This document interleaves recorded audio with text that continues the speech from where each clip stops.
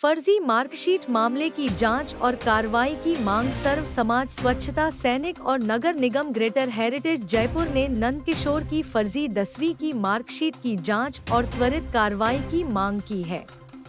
RTI में यह प्रमाणित हो चुका है कि यह मार्कशीट माध्यमिक शिक्षा बोर्ड अजमेर से जारी नहीं हुई है।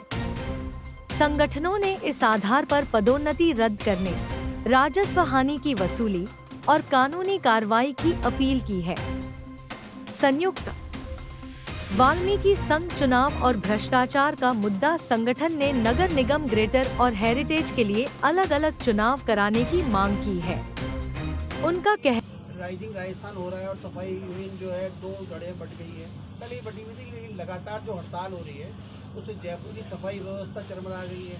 तो क्या लगता है ये हड़ताल जो हो रही है किन मुद्दों पे हो रही है, और जो मुद्दे सरकार ने निकाले 23,000 भर्तियों के, उसके बाद भी हड़ताल हो रही है, तो क्या कारण है? क्या देखिए सर, मुद्दा तो कुछ है ही नहीं एक्चुअली में। जो हमारी जो यूनियन के अध्यक्ष थे नंदकिशोर जी, उन्होंने खुद ने ये जो भर्ती शुरू से हुई है, सारे घटनाक्रम जो नाटकीय क्रम चल रहा है वो उनकी खुद की तरफ से चल रहा है। जैसा कि आप सभी को पता है कि पूर्व में जो भर्ती में 24,000 पदों पर भर्ती निकली थी, तो सक्षम अधिकारी की एक बाध्यता लगा दी गई थी, और उस सक्षम अधिकारी की बाध्यता को लेकर हमने एक पूर्व मंत्री आवास का घेराव किया था, वो हटा दिया गया था। उसके बाद सभी करीब 9-10 लाख बेरोजगारों ने आवेदन किए थे। सभी संस्थानों के, प्राइवेट सेक्टर, गवर्नमेंट सेक्टर, सभी सरकारी और सरकारी सभी जगह के अनुभव प्रमाण पत्र मान्य हो गए थे। सभी ने फॉर्म भरा था, सबको आवेदन स्वीकार कर लिए गए थे। और कुछ समय बाद चुनाव आ गए, भर्ती मान लो एक तरीके से रोजगारों को रोजगार मिलने वाला था। उसके जस्ट बाद इन्होंने वापस स्ट्राइक कर दी और सभी के ये अनुभव इनके फॉर्म निरस्त किए जाए, हमारे कहने अनुसार, हमारे खे अनुसार, नियमों के अनुसार भर्ती की जाए। तो स्ट्राइक में उस टाइम प्रशासन दबाव में आके और भर्ती को रोक दिया गया और ये नियम लगा दिया। फिर उसके बाद में माननीय न्यायालय में अभ्यर्थी गए। माननीय न्यायालय ने माना कि भाई ये जो दोबारा आप लगाए हुए गलत है, इनके जो फॉर्म भर्ती की जाए और भर्ती प्रक्रिया को जारी रखे। राजस्थान न्यायालय का अपने आदेश, माननीय न्यायालय का। उसके बावजूद फिर इन्होंने 6 महीने बाद, अभी कुछ दिनों पहले आपको पता है कि वापस स्ट्राइक कर दी 15-16 दिन की। और मंत्री महोदय ने इन्होंने क्लियर कहा कि भाई आप बता दीजिए वो नियम जिसके अनुसार हम भर्ती करवाएं।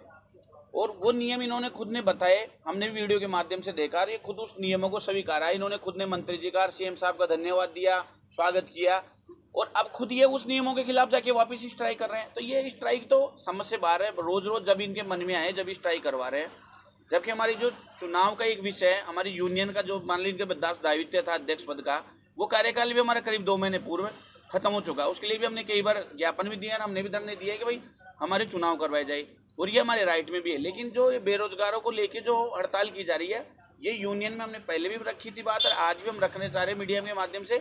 ये हमारा राइट नहीं है, यूनियन के नियमों में, एक्टों में नहीं है कि बेरोजगारों को न्याय रोजगार देने की बात, उनको किस प्रकार से रोजगार देने की बात, सरकार प्रशासन पे दबाव डालकर अपनी बातें मंगवाने की बात, ये हमारे एक्ट में और हमारे उसमें नहीं है नियम अनुसार कि हम उनकी बात रखें और प्रशासन को दबाए।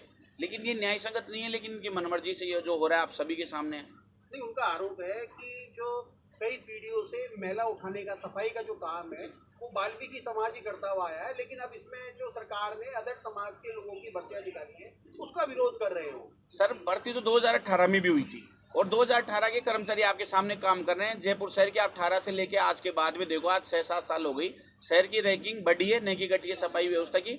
और आर्टिकल 14 ये कहता है कि सबको समानता का अधिकार है, तो उसमें तो माननीय मुख्यमंत्री जी भी और मंत्री जी भी कोई चैलेंज ही नहीं कर सकता। तो फिर उस हिसाब से, तो अगर वो कह रहे हैं उस हिसाब से करे तो भर्ती नहीं हो पाएगी। तो फिर बेरोजगारों को रोजगार कहाँ से मिलेगा? एक तरफ तो आप रोजगार दे लेने की बात करा रहे हो, तो रोजगारी भर्ती पूरी नहीं हो पाएगी सर। फिर उसमें तो ये कह सकते हैं कि पूरा मामला का ऐसा तो नहीं भ्रष्टाचार से जुड़ा हुआ हो? बिल्कुल सर, कई बार उनके ऊपर आरोप लगे हैं, और अन्य समाज का इसमें कोई वो नहीं है। खुद वाल्मीकि समाज के कई लोगों ने, आपने देखा होगा, अरुण पवार ने भी जहर खा लिया था, जोनी नाम का एक व्यक्ति ने, कई लोगों ने बताया कि भाई हमसे पैसे ले लिए और नौकरी के नाम पे हमें ठगा गया है। कई बार उसमें FIR भी हुई है, और भी कई प्रकरण सामने है जो सबने भी देखा है, आपने भी देखा सोशल मीडिया के माध्यम से। उनकी फर्जी अंक तालिका का सर, ये एक RTI माध्यमिक शिक्षा बोर्ड, उनकी जो मार्कशीट है 10वीं की, उसके लिए क्लियर कह चुका है कि हमारे यहाँ से माध्यमिक शिक्षा बोर्ड से जारी नहीं है। और जिसके लिए माननीय अपने जो सेशन कोर्ट है, उन्होंने भी एक जोनी बेनीवाल ने FIR दर्ज करवाई थी, उसके ऊपर सेशन कोर्ट ने भी गिरफ्तारी के आदेश दे दिए थे। लेकिन इन्होंने सामाजिक दबाव बनाते हुए, देखो बिल्कुल कागज में, और इनमें गिरफ्तारी के आदेश थे, भाई आप 15 दिन में दस्तावेज पेश करें, अन्यथा आपकी जुर्म पुलिस ने प्रमाणित करके ज्योति नगर थाने में उसकी FIR थी, और जांच आयोग ने क्लियर उन्होंने भी आरटीआई में जब जांच की, भाई सूचना सही है गलत है, तो क्लियर पाया गया है कि उनकी फर्जी की मार्कशीट है, बिल्कुल जाली दस्तावेज बनाया गया है। और उसके बाद में माननीय सेशन न्यायालय ने उसमें गिरफ्तारी के आदेश दे दिए थे। लेकिन उसके बाद में फिर उन्होंने हाई कोर्ट से जाके और सामाजिक जो भी उस पर दबाव बनाएगी और जोनी बेनीवाल को एपीओ भी करवा दिया था। पहले उसको प्रशासन जो भी करते आए वो सभी से छुपी हुई नहीं है, उसके बाद में उसमें राजीनामा कर लिया, इसलिए उसमें गिरफ्तारी नहीं हो पाई। लेकिन अभी कुछ दिनों पहले इन्हीं के समाज के सुरेश जेदिया है, जो राजस्थान वाल्मीकि वेलफेयर सोसाइटी के महासचिव है, इन्होंने अपने मुख्य सचिव और मुख्य सचिव कार्यालय सीएम साहब को इन्होंने लेटर लिखा है, जिसके ऊपर ये जांच हुई है, जिसमें क्लियर डीएलबी ने जो लेटर लिखा, ऊपर सरकार से जो लेटर लगा, तो सुरेंद्र जी यादव जो अभी अपने हेड क्वार्टर वहाँ पे जो अतिरिक्त आयुक्त लगे हुए हैं, उनकी जांच में क्लियर ये उन्होंने बताया कि बिल्कुल ये जो दस्तावेज है ये फर्जी है और इनके ऊपर जो भी कार्रवाई प्रशासन क्या करता है तो सारे रिकॉर्ड लिए दस्तावेज अपने पास उपलब्ध है। और इसमें क्लियर है कि उनकी जो मार्कशीट जो वो बतौर प्रमोशन के रूप में काम लिया है और जिससे सरकार को बड़ा एक राजस्व घाटा भी हुआ है, किसी और का पद होता था आज उनको भी वंचित रखा गया। तो उन चीज़ों पे ऊपर हम भी प्रशासन से सरकार से मांग करेंगे कि कार्रवाई हो, जिससे ये अधर्मिता बंद हो।